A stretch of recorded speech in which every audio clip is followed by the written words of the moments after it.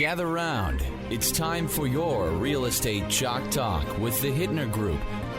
Listen closely as your coaches discuss the culture, the economy, and the political scene, and how it affects your home and your real estate investments. Real Estate Chalk Talk is where you learn the science of buying and selling real estate and the art of living in your home. Your education begins in 5, 4, 3, 2, 1. Hey, welcome to the program. This is your Real Estate Chalk Talk with the Hittner Group, hittnergroup.com, Hittner Group, all one word, hittnergroup.com, 612-627-8000. That's 612-627-8000. Give us a ring-a-ling-a-ling. Be happy to have a chat with you about your real estate needs, all with no cost and absolutely no obligation for that first conversation. And we'll take it from there, see if it's a good fit. If it is, super duper. Be happy to help you and work with you. If not, great. Call somebody else. Just saying. You know, it's the way it is. Okay, so this week in the big roundup, kids. Junior, I got to ask you some questions here. Well, I'm going to just make some statements. I'd like your comment on it. I'm happy to comment. Okay. So we got we have 4,000 pending units on the market now. That's a good number. 7-county metropolitan area, 4,000 pending properties. Average days on market. Think of this. Okay. Average days on market 27.4. That's come down. Yep. That's come down quite a bit. Check this out. Of those 4,000 units, though, the median days on market. Understanding median is half are above, half are below. Average is just an average of all of them. 11 days on market. So what is the market doing? Trending down. Yeah. Trending the down. days on market is trending Days on down. market is trending down. Yeah, So average was 45 at a point, but that's a sign of the times. I mean, it's springtime in the real estate market. Right? Things are moving along.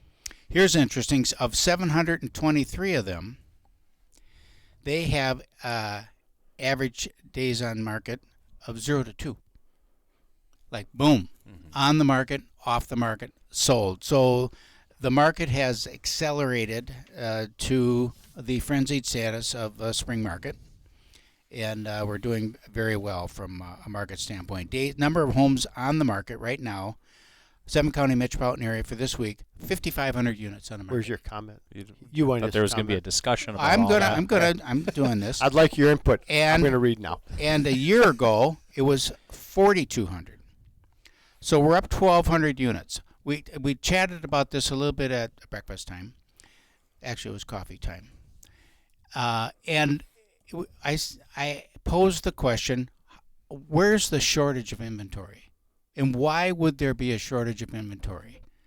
Because we had Eric Everson on the radio program a couple of weeks ago, and he reported that there was a net decrease in the population in Minnesota.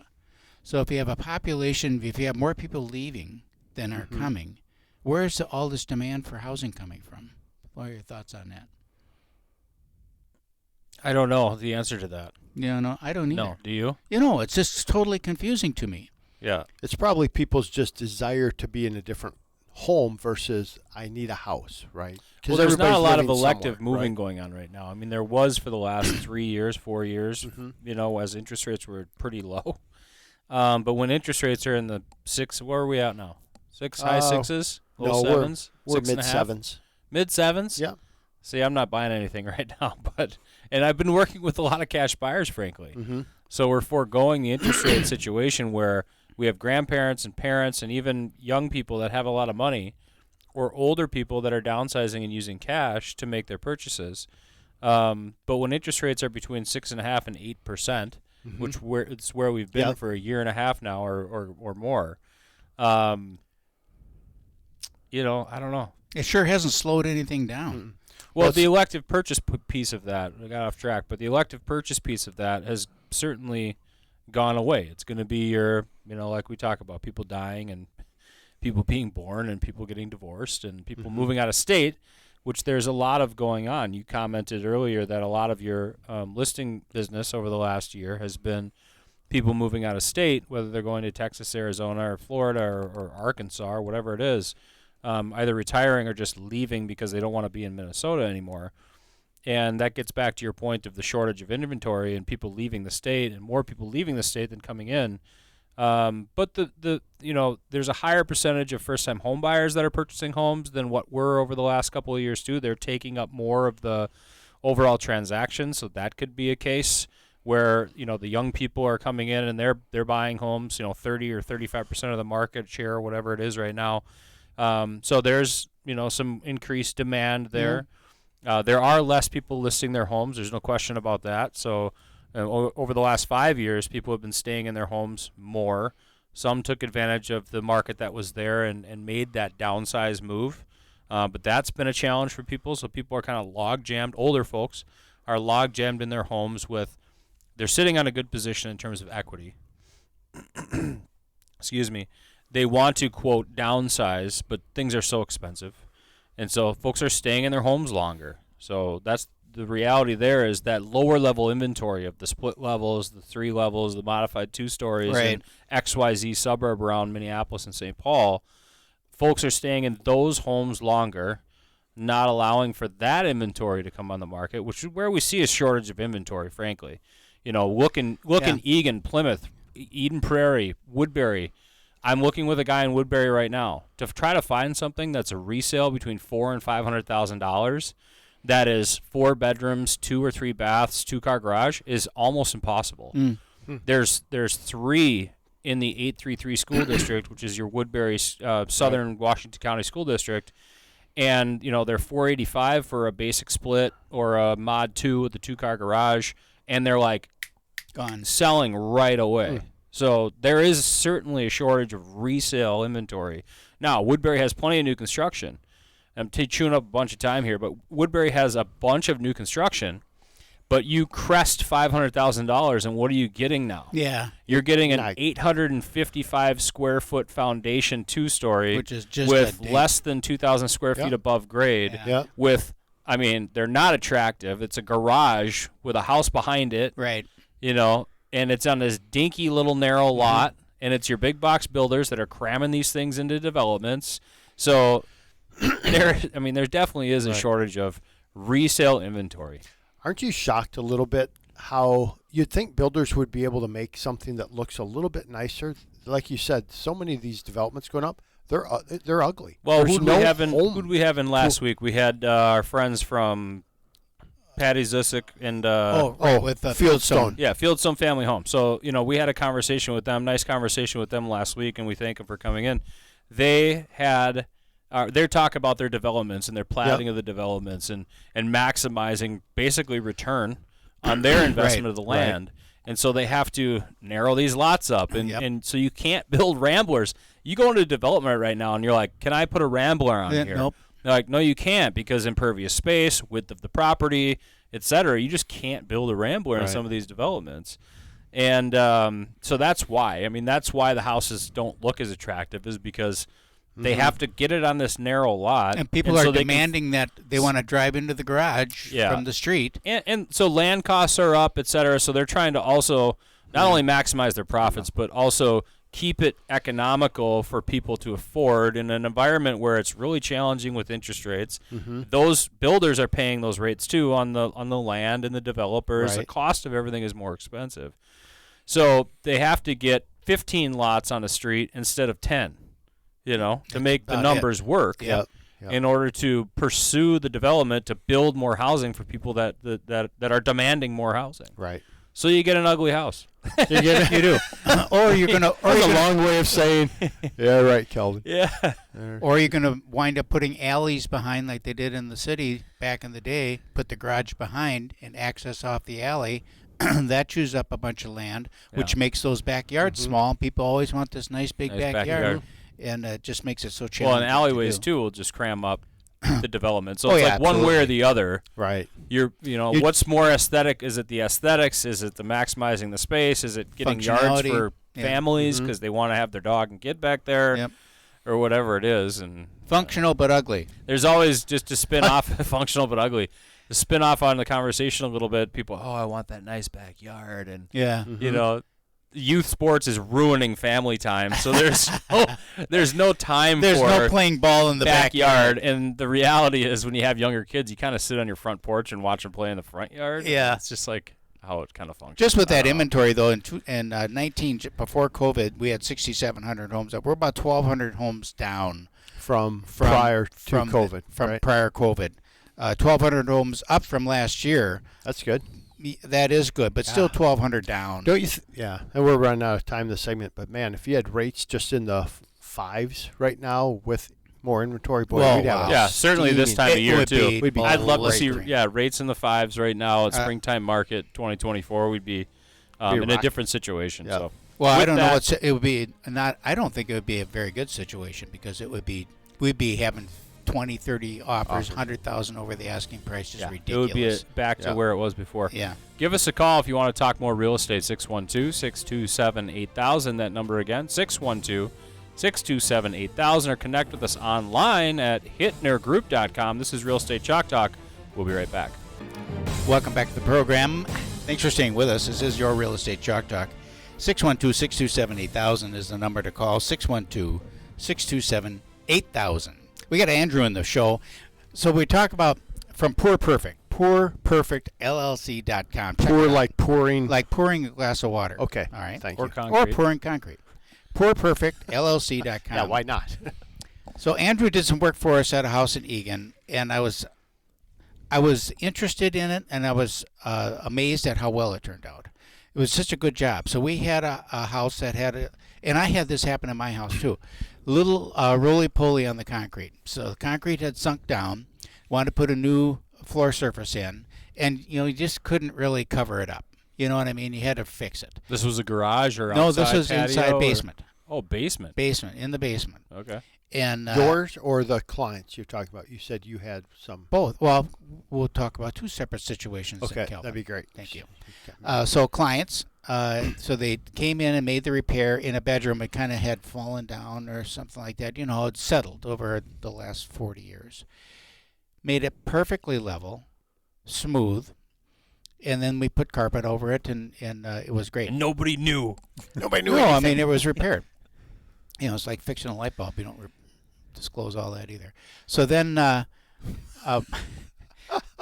with the laundry room was the same way, and so we weren't going to do the laundry room because it's a laundry furnace room and all that. It's just like heck with it. Well, then the seller, he's such a good guy. He says, I can't do it.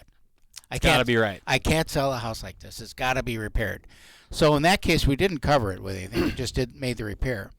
And I looked at that and that's like a brand new floor.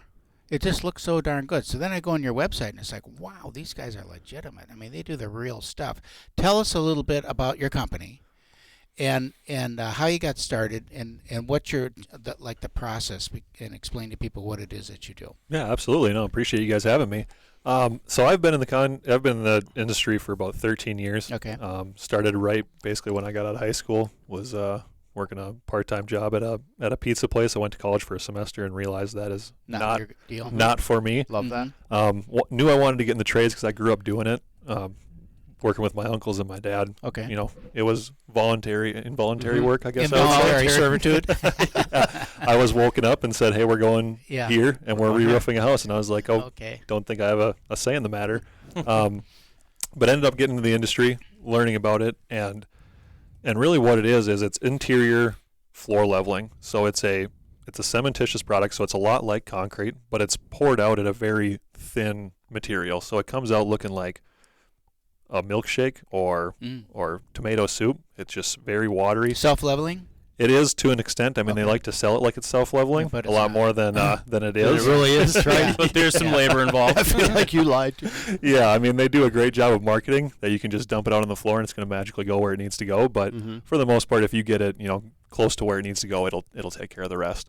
But for me, it was just a very satisfying procedure because I have a hair of OCD, I would say. Okay. So when we come into these floors, like you were saying, these floors that have sunk or settled or even were just Cracked. poured, a lot of it's, Minneapolis and St. Paul basements where they wanted that concrete floor to slope to a drain. If Okay. they had moisture come in, they wanted all that water to go to the drain and get out of the house. Well, a lot of the folks now are either having bigger families or they want to make that basement a usable space. And if you don't do any sort of leveling or correction of that floor, you're stuck with carpet. While I have nothing against carpet, especially if you have young children and want to crawl around on the floor with them, LVP and LVT, these laminates are getting very popular. And and it's an upgrade on a flooring, but there's some work that has to go into it. So that's how I got into it. Was I learned it. I found out this is what the floor looked like before. This is what it looks like after, and I was like, this is kind of cool.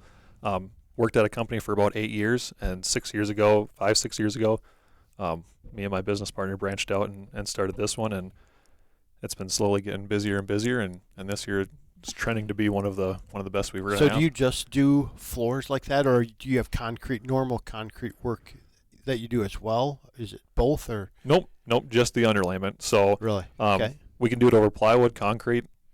Doesn't matter which one. Plywood's a little bit different just because of the prep work. Interesting. Couple things. Cementitious. I've never heard that word in my life. Did you make that up, or is that an actual word? It is a word in our industry, at least. I know that. What's it mean? Because I'm basically it's cement cement based. Yeah. Okay. Yeah. So Portland based or calcium aluminum based. I think they just combined it and said, you need to what? trademark It's that deal. cementitious. Sounds very fancy. Yeah. I'm going to try and use that in a sentence later today. But you mentioned plywood, so like maybe upstairs in a bathroom where you're going to first do an underlayment for some sort of flooring, it could apply to that application. Yeah, absolutely. So you can use it even if you have a level floor. In the industry, the tile needs a concrete cementitious base. A cementitious base. To adhere to. Can you spell cementitious? Okay, so let's talk about the adhesion a little bit, because I'm curious, because some of it gets when you are pouring like that on a floor, for example,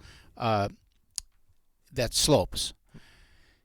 How thin can it get before it starts like popping and cracking and where it gets so super you're at a.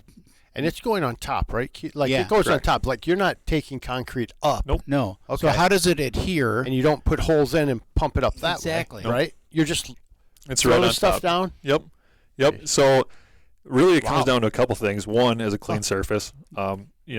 Clean concrete and clean plywood are always the best to bond Okay. to, just because Do you it's. diamond grind the concrete first, or? Yep. So if there's any adhesives, if there's any contaminants on the floor, depending on what application we're going with, because with the products, there's a lot of different variables that go into, a certain product has to be poured at this certain depth, or it has to be over a clean surface. So if there's contaminants and we're using I guess I would call it a lower grade product, it's more of an economical product, Mhm. then the floor has to be completely clean. Mhm. Like They- carpet glues, tack strip tapes. things Exactly. Like that. Yep. Yeah. A lot of people painted their floors, at some yeah. point. I have it in Mhm. my basement. If that paint is down really well and it's stuck over the years, then great, we can go over it. We'll switch to a different product that has a low shrink, low pull, which is what we used at Dan's place. Okay. And really, all that means is that it has more gypsum in it than concrete, and the gypsum gives it a property that it cures a little slower, but it doesn't shrink as much. And when it shrinks, when a product shrinks just like concrete does, it wants to pull away from the floor. Okay. So really, it just uses a different chemical base and allows it to lay there essentially. But So to does it answer your- actually adhere to the surface, or? It does, yeah. So we use a primer, and the primer does a few different things. It stops the product from curing too quickly, because just like concrete, the slower it cures, the harder it's going to get. And then it's also a bonding agent. So when you have a clean floor, you want it to get into those pores, and you want it to bond, a 1/16 of an inch into the concrete. If you have a contaminated floor, whether it's paint or glues or things like that, then we use a different primer, and that primer actually gives it a profile and allows it to give it more surface area to really? bond to. Yep. What's the thinnest that you can put it on? An 1/8 inch over concrete and a 1/4 inch over plywood. Okay. Yeah, so it's very thin. And how does that work with flexibility then? Because especially if you're going over plywood, like in An an upper level bathroom, there's yeah, going to be where you some got some play. bounce, maybe in there. How do you deal with that? Yeah, so there's two different routes. There's one is a metal mesh or a metal lath. It's a lot like chicken wire, but a lot closer knit. That gives it the mechanical bond. So Okay. basically that gets stapled down to the floor, Okay. and then it allows that movement, and it basically just disperses it. So as you have movement, if you step someplace and it has bones here, it just disperses it across the floor, to make it make it move. The other one is a fiber reinforcement. So they make a lot of the same products, but they add fibers to it. And that does the same thing. It's just, it acts as the mesh, but as you pour it out, it's already in there. And distributing force then across So the area. exactly. He was asking about how thin it can go. What about, I mean, have you seen some stuff that's pretty bad, like that you're just like, holy crap, we got to, because the slope's really bad, you're trying to level out? Yeah, oh, absolutely. I mean, we can. So how thick can it go? I was going to say, Can you fill a hole? Yeah, absolutely. A lot of the products have a recommendation on how thin or how thick you can pour in one lift, but you can do multiple lifts on top of it. So we've poured, up to 4 or 5 inches deep. We just have to do it about 2 inches at a time. So we'll fill in a low area up to the 2 inches, and then it's next day that you can be on it. So it's walkable in about 4 or 5 hours. It's gonna come out looking like soup and water, and then it starts to cure. It heats up and it flashes off, and it's ready to go. And then the next day we can do another layer on it. So Cool. So 4 to 5 inches is probably the max depth you can go on a slope. Yeah. That you can fill. Yep. And then we're about out of We'll time come back. here, so I'll let you, we'll be right let you back go. after the messages. This is your real estate chalk talk with the Hittner Group, hittnergroup.com, HITTNER group.com, 612-627-8000. That's 612-627-8000. Contact We'll info. be right back. Contact information, poorperfectllc.com.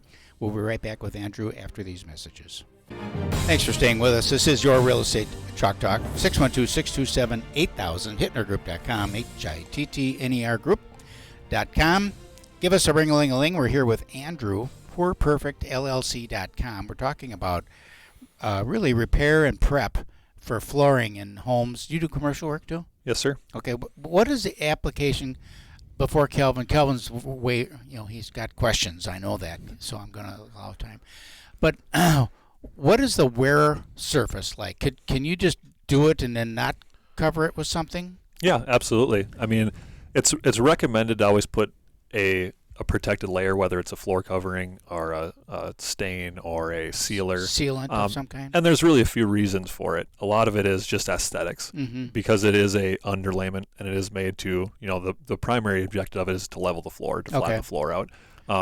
So you can have some tool marks, you can have some swirl marks. It could be, if we go from one batch to the next in the middle of our pumping, it's the same product, but it might have a different color. It's not a finished surface, right? Exactly. So aesthetically, that's the main reason. And then it's also a concrete-based product, so it's going to, it's going to crack just like concrete does. It's going to have hairline cracks in it.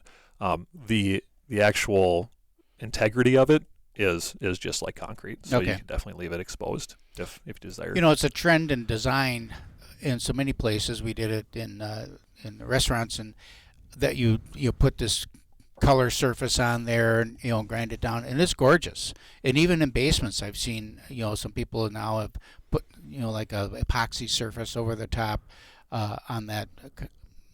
And I thought it was just the concrete, but actually now, as I'm thinking about it, isn't the concrete. It's an epoxy surface that covers the concrete. So you wouldn't never just leave it bare, exposed.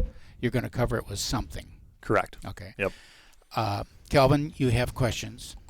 Yeah, well, I was kind of curious, how did you learn about this type of product? Because you said earlier you were in the trades, you were working concrete, and then you got into this. What was that transition? So I was working for a company that did ceramic and porcelain and tile install. Okay. And then part of their company was they had a pump just like we do, and they poured the floors before they would tile. Sure. So they had some national builder clients that Okay. they would have 5 houses, and we'd take out the pump truck that day and go pump the floors, and that's when I realized what it was. And then that company got big enough to where it branched off into basically 2 different sides. And at that time I'd been there for 3-4 years, and the owner of the company just asked if I wanted to run that side of the business, and that was my bread and butter. Tile's a little more tedious, and being in one spot staring at the same thing was a little tough for me to grasp, where you get into a large space and you can get in, get out. That was more my speed. And you see that, I mean, that's old school there, where you put a 1-inch underlayment or something like that and set your tile on it, and then a lot of people put it on plywood, and then they have to come back and redo it in a couple of years because it all cracks up. But it's cheap but fast. But but it's going to crack up. How did you come up with the name? Because I'm always curious, like with business owners like yourself, like how'd you get the name Pour Perfect? It's a great name, right? So love that. How'd you come up with that? That is a really good question. I don't know if I have an answer for that. Really? Yeah. Just woke up one day Just and woke- it's there. I was There it going to was. say, all of a sudden, I'm guessing we had a lot of conversations and a lot of late nights on how we could come up with the most creative thing, and that's what we landed on. So I don't know if I have an answer for that Wow. one. So how do people reach you? PourPerfectLLC.com, right? Yep. That's the best place. And there's videos. There's all sorts of There's stuff there. they got some great pictures on there, but big spaces that were in trouble, and after they're done with them, they look wonderful. What about exterior work? Yeah, it's No exterior. Okay, Nope, Is- everything's is it everything's doesn't- it's got to interior. be inside. Is it Yep. because it just isn't the right application for that, or Yeah, exactly. So the products, while they can withstand moisture, Mhm. a lot of them aren't susceptible to the freeze and thaw. okay? So you get into an exterior product, especially with how much moisture is put into it. It goes through that freeze thaw cycle, and it's just more. It's going to likely pop it crack off up. of there. Yep, exactly. Garages, do any garages, warehouse? We do garages. Yep. A lot of the times it's an older space that has a lot of cracks and rolls. We've always had a system in place to complete garages. And even though everything's warranted by manufacturers and they say everything's going to work, I decided to take matters into my own hand and do my own garage. Mm-hmm.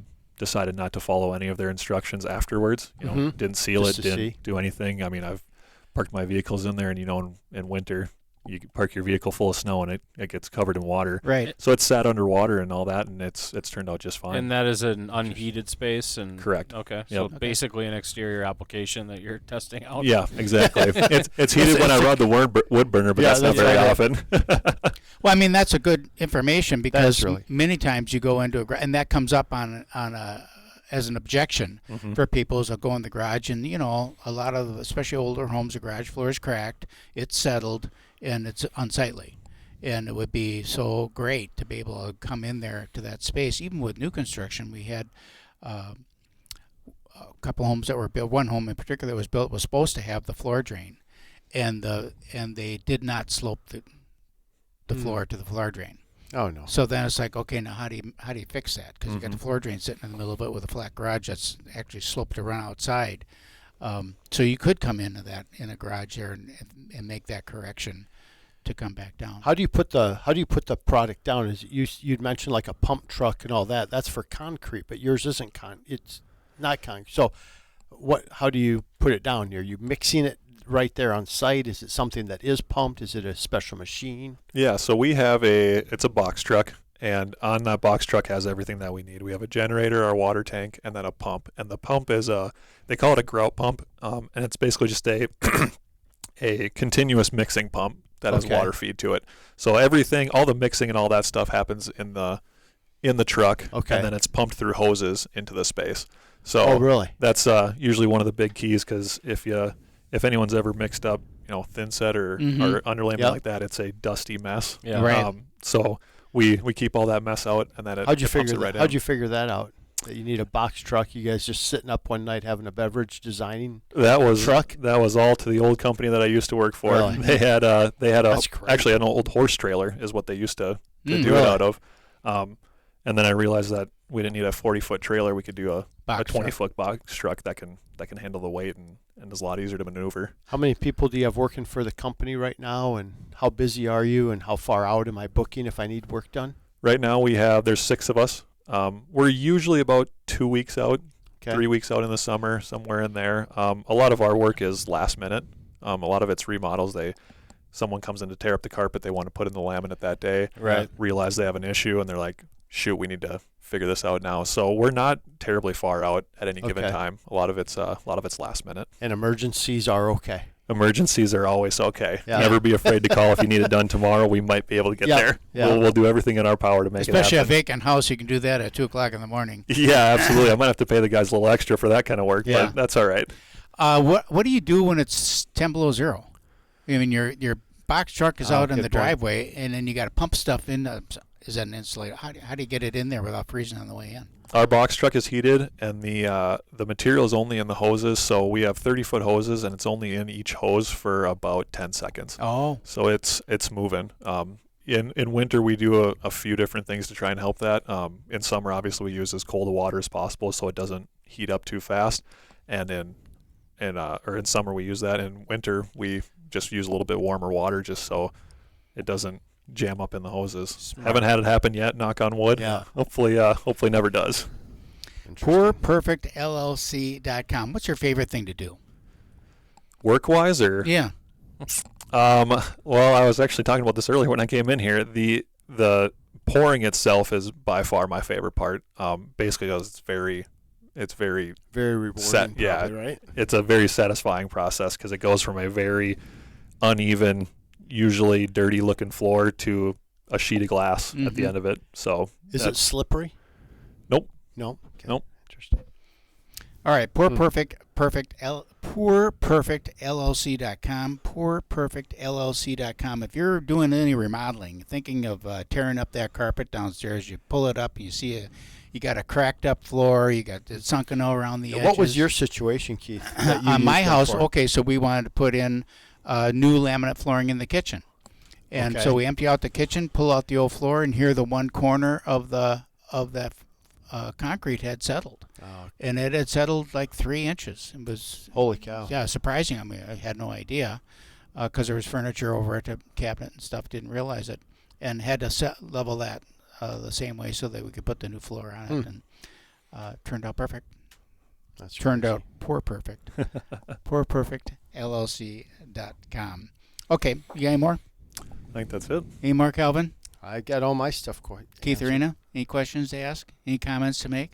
All right, PoorPerfectLLC.com. We're going to head out to break. 612-627-8000 is the number to call. HittnerGroup.com, HITTNER Group.com. One of the oldest real estate websites on the planet. Been around for about 35 years. HittnerGroup.com. We'll be right back after these messages. Hey, welcome back. Free money segment of the program. It's not free, baby. Huh? It's not free anymore. What? Sorry. You promised it would be. Rates would come. Last week you said rates are coming down, guaranteed it. Last week I told you how bad we had Oh, for the okay. week, remember? So No, remind us, Has it improved? please. no, God, no. Huh? No. National average right now is 7.41, 30-year fixed money. So you're kind of mid-sevens, depending on credit. We had one of our loan officers, had a solid, 664. Like, our rates are just outrageous. I'm like, they're not. Yeah. Then we went and, whenever somebody says that, then we check, we've been around between Jared and I, 21 years and Jared 15. So you just kind of check with your friends. Like, it's like, okay, just where are your rates? Where are our rates? And make sure everybody's line. right in the same. Yeah. And it is, it's frustrating because now over the last 2 weeks, we moved up 100 basis points in rate, right?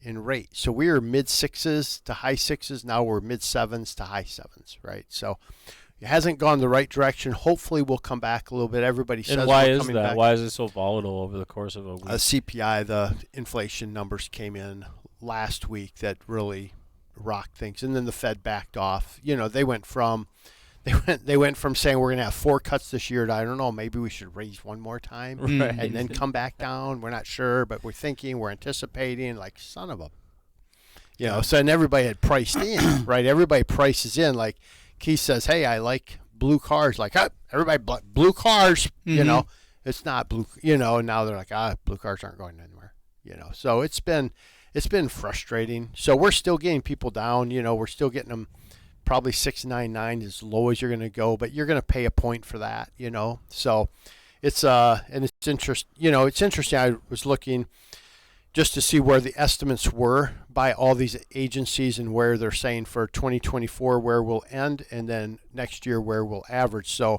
just to give people perspective, because I think we have to I think people are getting in the more like, hey, here's the new normal, but I think we just have to reiterate that. So Fannie Mae says we'll end this year at 6.6, and next year we'll average 6.2. Okay, so So they're optimistic. But what did they? Yeah, they're very. But what did they say in December for? I'd like to know what that same forecast was. Well, this is what their estimate was for 2024. Okay. Right, what they average, and then what they're estimating for 2025. So 6.6 is what they said they thought it would average, and then 6.2 next year. Mortgage Bankers Association says 6.1 this year. Next year, 5.6%. So when can that possibly 6.1? Yeah, just When can that possibly towards the happen? end of the year. Yeah, right. Because everybody always pushes the same thing I've been saying. Remember, May of last year is going to be pretty dramatic. Yeah. Yeah. Still waiting on that. Well, if rates are going from That's 6, like evolution. Yeah, it's Right. always somewhere out So there. if rates are somewhere. going from 6 to 7.5, then your average is going to be somewhere in that high sixes Right. range. So Yep. And National Association of Home Builders was 6.6 for the year. Next year, they're saying 6%, 6.01. National Association of Realtors, 6.5 to 6.1. Realtor.com, 6.8. Wells Fargo, 6.5 to 5.85 next year. So the whole point of that is to say we're going to be in the sixes probably. Right now we're a little high. Trending lower. We're trending down. We'll trend down by the end of the year. The election's a big part of that. We keep talking about it, so we won't beat the dead horse of the revision, the revisions that we'll see. Well, we've after gone from 5 rate cuts to now one, maybe one. maybe one towards the end of the year. Yeah, or maybe one increase. Yep, or maybe one The- increase. I mean, they got inflation is the whole point of this is to fight inflation, Mm-hmm. and they're losing that battle. Yep. So, what tools do they have in the quiver? It's a monetary fund and rates. Yep. So, Well, it's interesting too to look 30-year fixed like this year. We've had the national average high was 8.03% for a couple weeks, where rates were at 8, and then the low has been 6.45. So that's the range that we've been in 2024 so far for 30-year fixed money. do you think So, you're going to get a bump above 8 again this year? No, No. I think this morning the market opened up Next better. Yeah. Next week, like, yeah, about it. 7, 8 to 8. I couldn't even. Yeah, you remember what I said? My forecast didn't even make it a week. Yeah. if you, my forecasts typically are right on, Andrew. So you might want to take that to the bank. Anyway, so rates are higher than they need to be, but we're doing things right. We're doing things to try to just get in that sixes, and I think we'll trend back down. Everybody overreacts in the industry, and we know that. So we watch a lot of sites. So it's a matter: do you lock right now? Do you float? Every recommendation right now is float. We're coming back down. It's just like everybody got nervous. Rates go up, and then everybody's like, okay, we're okay, and they'll trend a little bit. But boy, I was gonna say, things don't go down nearly as fast as things go up. So I wanted right? to make a point on that, and a lot of the conversation right now, the reality is, a lot of the conversation right now is, oh, you'll be able to refi in the future. It's you'll be all good. Mm-hmm. But they don't. What you just said is the reality is the rates are not coming down that fast. Right. So how do you have that conversation? Because the rates are high right now. Mm-hmm. And great, they'll go to 6.8. If you're at 7.5, they're going to get to 6.8 or maybe 6.5. So where is it that it makes sense now to say, okay, we can do a refinance? And how do you guys handle that as a company when there are costs associated with that? In general, what do you guys do different? Yeah, so I think on the refinance side, number one, we're doing a lot of buy down stuff, as you know. So we're doing 2-1 buy downs or 1.5 buy downs. So buy downs just meaning we're going to start lower and then we're going to move up the next year and then move up the Right. third So we'll year. get you out that to talk about the timing. Yep. Things aren't moving that quickly. That's how you approach that. That's how we approach it. And then on the refinance, we have a lifetime guarantee, which means you don't pay any lender fees, right? You don't pay an appraisal fee. So the only cost you have on refinancing is kind of those, you got to close. So title, we have some couple good title companies we work with that give us a great deal. You got to set up your escrow. So we cash out one escrow account, set up the new. That's about it. yeah, though. there's some floating of some money right Yeah, there. so some of that. So I think we're real competitive when we get to that point, and we'll pick up a point here. I think over the next couple of years, right? So, but it's surely not happening as fast as people anticipate, and quite honestly, even us, right? It's not going to be closed this summer, and then next summer we'll Yeah, refinance. to be honest, we thought this summer we 4.5. were going to be just rocking with refinances. We thought last year stuff like, hey, just get ready, keep a list. I mean, we're more diligent now than we've ever been on knowing where everybody's interest rate is. I mean, when you're locking people at 3, 3.25, it's like keep track, but we probably won't hear from them for 10 years till they move. right Until they move. Right? Yeah. And that's what's tough for people is they are giving up. We're seeing people giving up that really low rate because they do want to move. They do have a need to move, or they've gotten themselves in a tough situation where they're paying high 20s to low 30% interest rates on credit cards. and there's like, I'm dying here. Right. And they've got a ton of equity sitting in the home. So then the conversation is, do we use a HELOC? Do we refinance the whole thing? Do we have look exposure? at the overall debt picture and Yep. say, like, how can we help this? What's the best way we restructure this thing? Yeah, so What is long your- as what are your- as those folks don't end up in the same situation Right. a year later where Yep. they've refinanced the Now they property. have a HELOC you know, plus- now they have plus- another $30,000 in credit Yeah. card debt. Yep. You know, Yeah, that's there's a got to be caref- some it's a slippery lifestyle slope changes there. through that. So a couple other things I just want to touch on. Grant programs. We have an Access Zero program. We have an Access One program. So there's a lot of grant money out there right now. So just know that if you're a first-time home buyer, or just at least one of you is, let's have that conversation. If you're first generation, that product is going to get released, and we'll get into those more when they get released because there's still conversation around it. But just know that there's a lot of what I see the industry doing right now is we have a lot of extra COVID money, quite honestly, especially in the state of Minnesota. So they're taking that, they're putting it into home ownership and just saying, hey, here's some grant programs we can do. So, I mean, we have another one that's like just over $50,000, and I think it's just kind of ridiculous. That individually folks can have access to? Yep. So this one we're closing. One of the guys in our office just you know, he finds the He knows clients that world, right? Yeah, and it's like he stacked $50,000. I think there should be like a max of like $15,000, so that instead of one person getting 50, you have a lot of people getting 15. Would make a lot more sense to me, but what do I know? So that I wanted to talk about. Taxes. You get your taxes in last week? Just want to check and make sure. Got my extensions done. Yeah. Good job. Got that. The other thing I wanted to touch on real quick is in Hennepin County, 6% increase in property taxes. And there's a cap for landlords to only increase rent by 3%. So how does somebody in Hennepin County, Keith, continue to be a landlord when taxes are going up 6%, but they can't increase their rents more than 3%? What's Good question. So that will find its way, I'm sure, into the city councils and the legislatures to work around that as well. Some places are just going to raise their rent and wait for somebody to come and knock on their door, I think. Right, from a As- policing standpoint. From a how do you do policing so? standpoint, There yeah. are some loopholes, not loopholes, but there are some appeal processes for that when you have large increases from Okay. the county or city. And then also, if you do make improvements to your properties too, and you can demonstrate increased value, then there are ways that you can increase your rent to justify that, or Especially if it's a pass-through cost. I mean, it's a pass-through from government. It certainly isn't like the landlord. so you can get up and over that 3%. There are ways Okay. to do that. Okay. Yeah. That's good.